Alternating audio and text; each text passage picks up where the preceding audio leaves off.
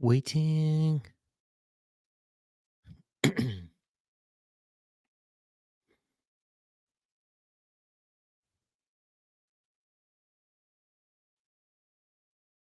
Just me. But it's okay. Good practice.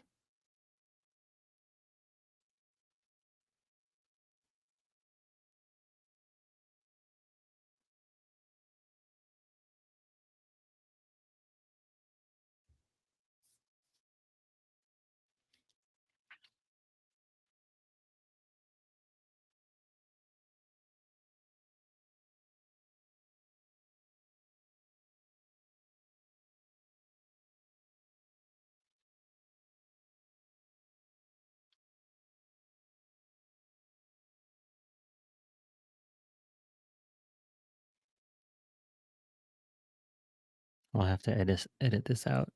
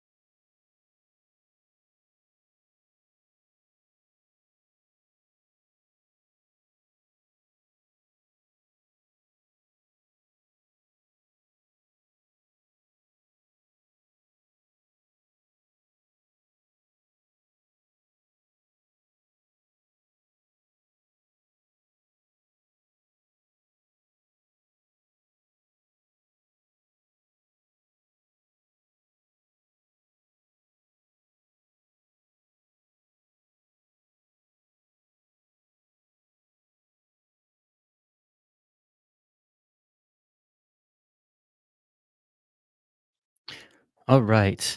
Here we go. We are live.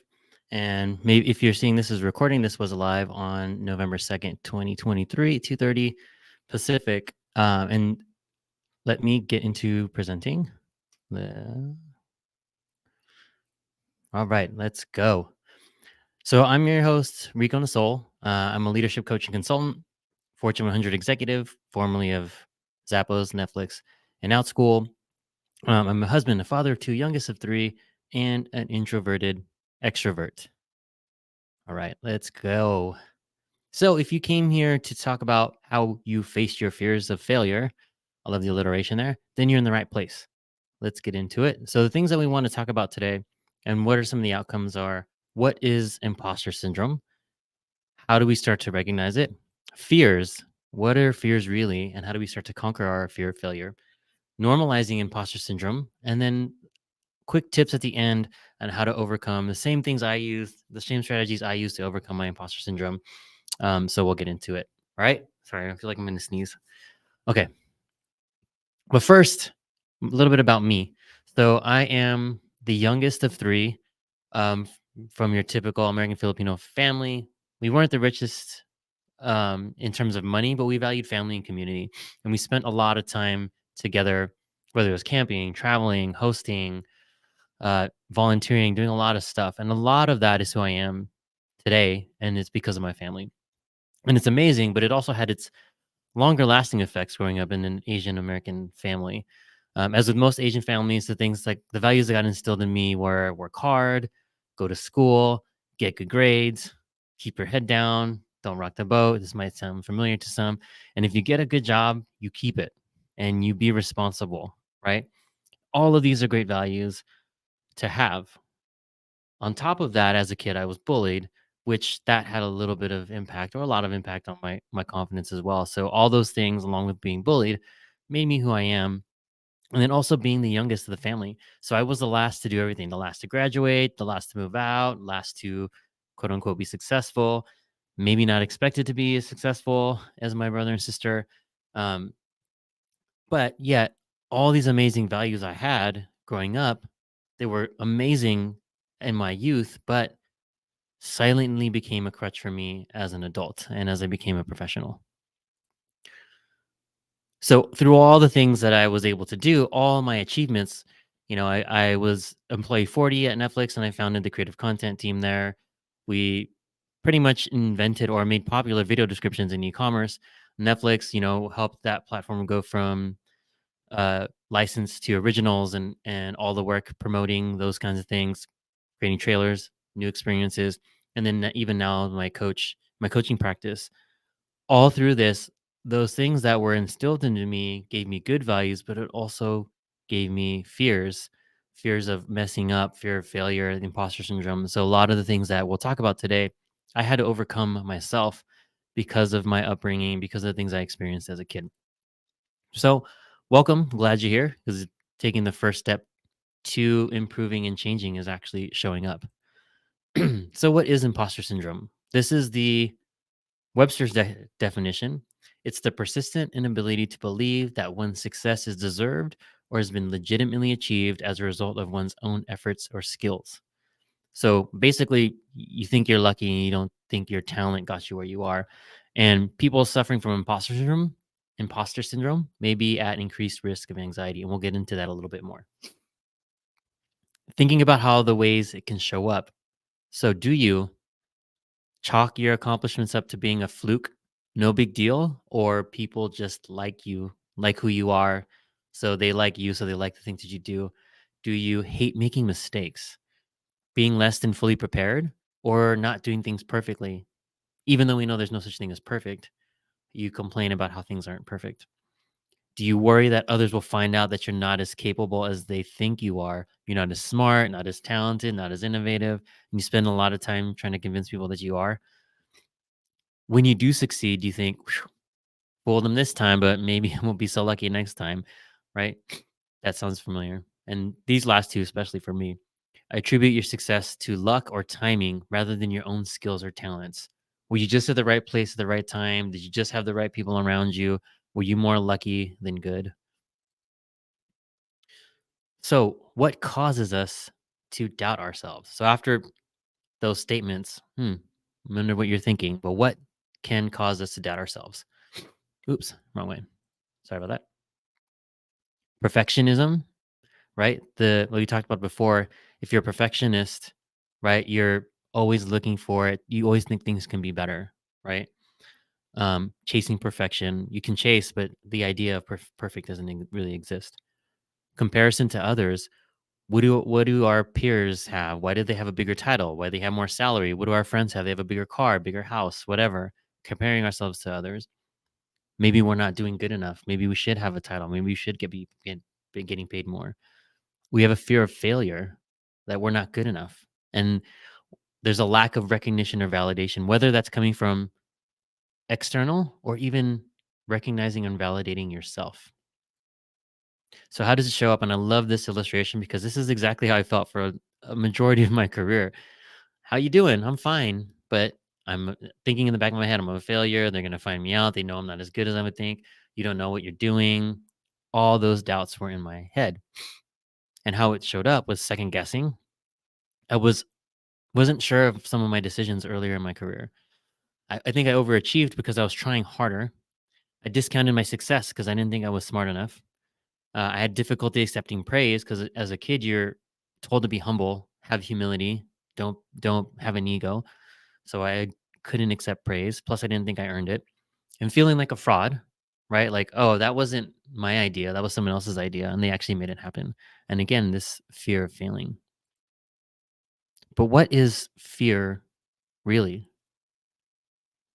What is fear? So, fear of failure, expecting the worst, assuming negativity, rejection. Fear, these are stories and narratives that we make up in our minds and see them happening, even if they've never happened before. We're afraid of things that haven't happened yet, but they seem so real in our head. Here's an example for me, how it showed up when I would speak up in meetings. I would be so afraid to say anything in meetings because I would feel like somebody would think I was not smart or I would say something dumb. So everybody around me, I felt like was smarter than me, and they're talking about stuff, and then I want to get my 2 cents in, but I'm like thinking to myself, my perspective doesn't matter. My insights are not that great. This is dumb if I say this, and then someone's gonna find out that it's dumb. Then they're gonna think I'm not as smart as they thought I am. Then I'm gonna get fired. Then I'll end up homeless. Like I literally legit had these feelings and these thoughts in my head. So I wouldn't speak as much as I could have and should have because this fear paralyzed me. But what was it really? Really, it was false expectations appearing real. So, false expectations meaning I thought I was going to say something dumb. I, my entire career, I've never said anything. No one's ever told me, "Oh, that was dumb," right? Or "What was that? That was not smart," right? Out of the millions and millions of insights I've had, it's either head nods agreeing or that's interesting. What about this? Right? Never like, "Oh, that was dumb. Let's fire you." Right? But the false expectation appearing real, it felt so real to me that what I was going to say wasn't as smart as what everyone else was saying. And I wasn't dealing in facts. When we deal with fears and face reality, we have to deal in facts. What do we know for sure? I knew for sure that no one's ever said my insights were dumb. What is the worst thing that could happen? You should ask yourself this. Worst thing is people already know it. People agree. No harm, no foul. What's the best thing that could happen? It's a new perspective that nobody thought of. Can save the money, save the business the money, or save the company from making a mistake. And in reality, which is more likely? Not fired.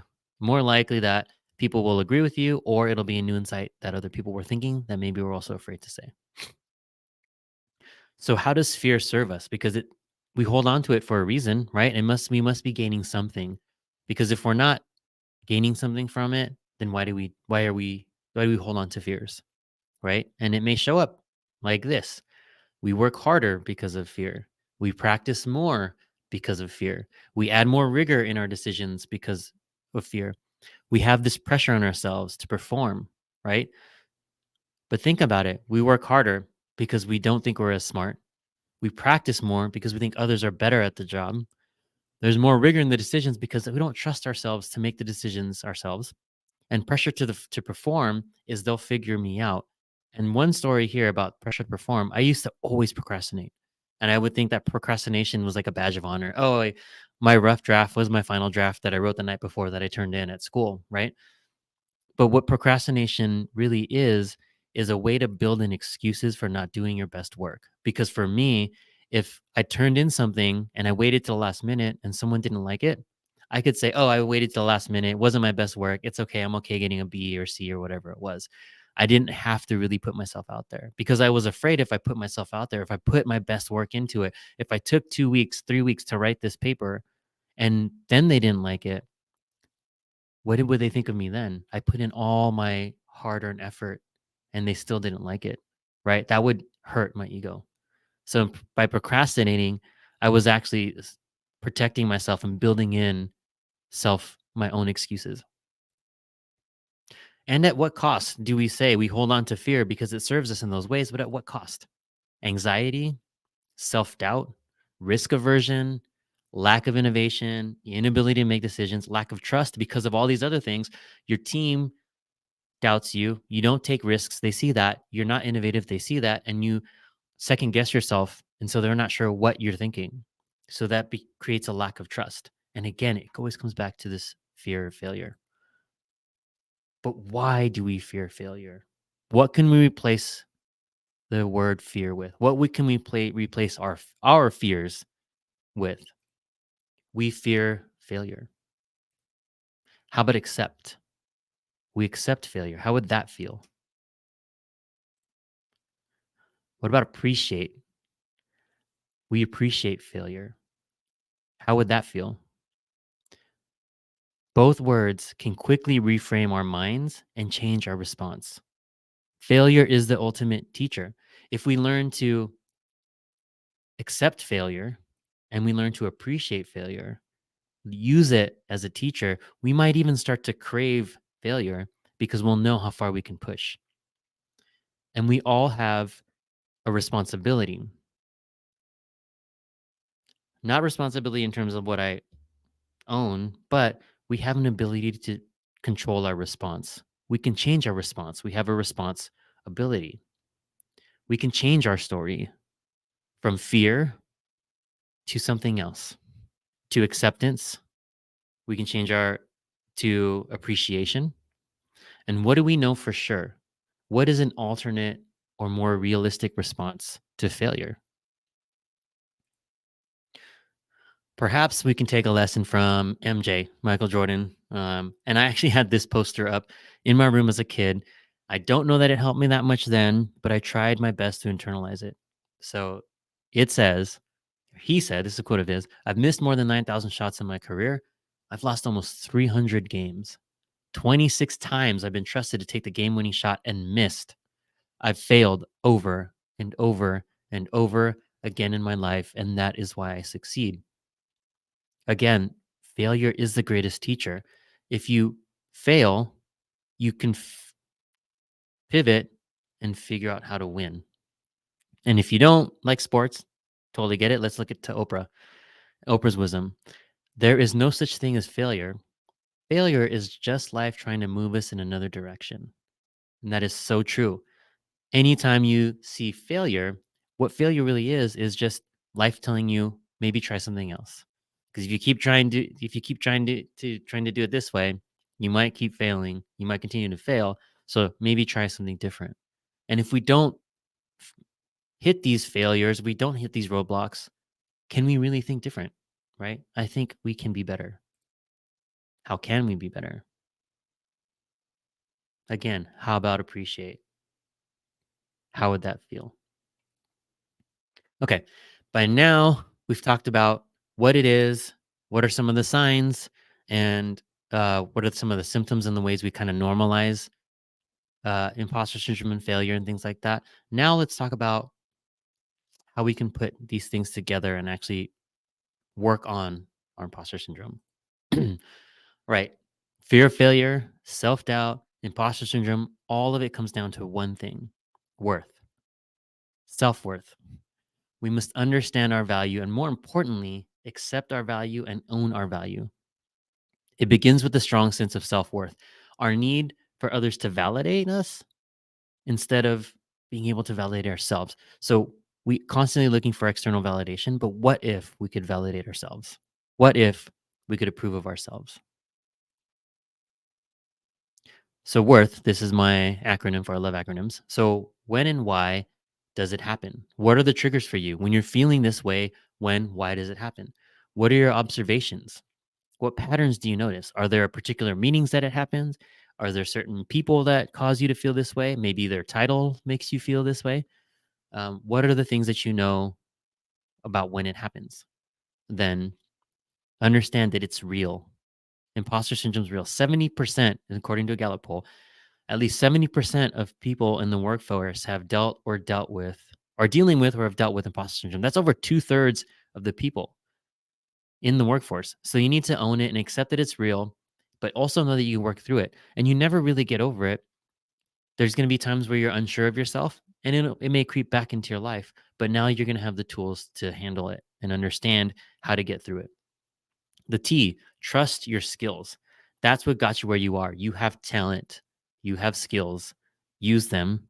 Do not rob the world of your talent because you have a fear.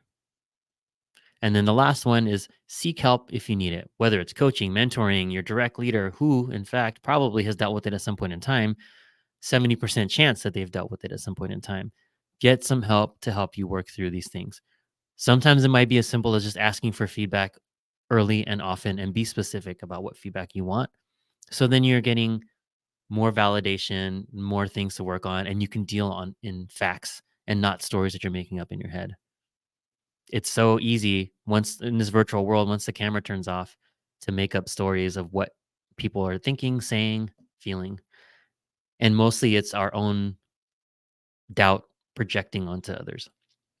All right. So the next part of this is once you get the worth part, understanding the triggers and knowing the situational aspects of it, then understanding what your superpowers are. So know that no one has lived your life. No one has your lived experience. You are a culmination of life experience, family, school, past jobs, relationships, highs, lows, all of that. And no one has the exact perspective that you have. They may have a similar one, but the reasons they got to that perspective may be different. So the things that your superpowers can unlock, they unlock your values. Once you understand your values, then you know what things you will live by. Your authenticity, what you stand for. Deal in facts, not stories. Again, what do you know for sure versus what stories are you telling yourself? Your unique perspective. Because I grew up in an Asian American family, I have a unique perspective because I played lots of sports, because I was in music. A lot of things that I did crafted my perspective. And once you can lean into your strengths and your superpowers, that brings in your confidence, and your confidence will bring in your voice. And your voice is powerful and it should be heard because you have amazing things to say. And those things need to be communicated. So now that you have, now that you have the practical, tactical, now that you can get an idea of how to figure out your superpowers, which you should, the last part is acceptance equals confidence, right? We talked about what could you replace fear with? Acceptance. Acceptance equals confidence. So these are the things that can help, right? Recognize, reflect, reframe, and respond. Exactly like it says. That can help you understand your situation, reflect on it, reframe your mindset, and then change your response. Failure leads to growth, right? If we're not failing, then what are we doing? You don't want to be in an incrementality mindset. You want to push as far as you can. And when you fail, that's how far you can push. And don't take that as a negative thing. Take it as an opportunity to learn. And like Oprah said, the world telling you to do something differently. Take credit where it's due. And I know for me, especially, this can feel uncomfortable and maybe even unnatural because of the way we're brought up. But start by saying thank you when someone pays you a compliment or gives you credit, and take that credit, right? And stop minimizing your abilities. Some ways we do that is sometimes we just use words just and words that minimize ourselves. We can say just when we refer to ourselves and our skills and our abilities. And it can give us a negative self-concept. Like, oh, um, instead of saying, I'm just a team lead, try using am. I am a team lead. How does that sound? That sounds better to me. And when sharing knowledge, try changing your statements from I don't know, for example, to or I don't know much about this, for example, to this is what I know, or I don't know right now, but I'll get the answer for you. So you may not know the answer. Nobody knows the answer. But if you instill confidence and like, hey, I'll get it for you, and this is what I know so far, that that's great. Do that. And then go follow up and find the answer. And then ask for help and don't be afraid to be vulnerable. Remember, there's a 70% chance anyone you talk to has felt this way or is feeling this way right now. And remember, help doesn't always need to come from a work colleague. It can come from an external person like a friend, a mentor, a family member, a coach, a therapist, anyone who can actively listen and maybe even your manager, and give yourself compliments and credit. So not only take credit from others, but give yourself compliments and credit. And remember to tell yourself when you've done a good job, when you deserve the credit. Maybe even tell others that you've done a good job and how proud you are of it, right? And finally, be kind to yourself. It's surprising how easy this sounds, but how often people forget to do it. Right. So that's it for this live. To be continued. If you want few more resources, you can download the companion journal for free at reconasoul.com/leaders. It's a crush imposter syndrome journal. It'll help you document a lot of the steps that we talked about in this workshop. So definitely you can go grab it there. And questions. Any questions? Doesn't look like there's going to be any questions. So I will leave it at that. These are where you can find me at Rico Nasoul on Instagram, riconasoul.com. You can email me at rico@riconasoul.com. You can also find me on LinkedIn, Pinterest, Facebook. And thank you all for joining. I'll see you next time. Later.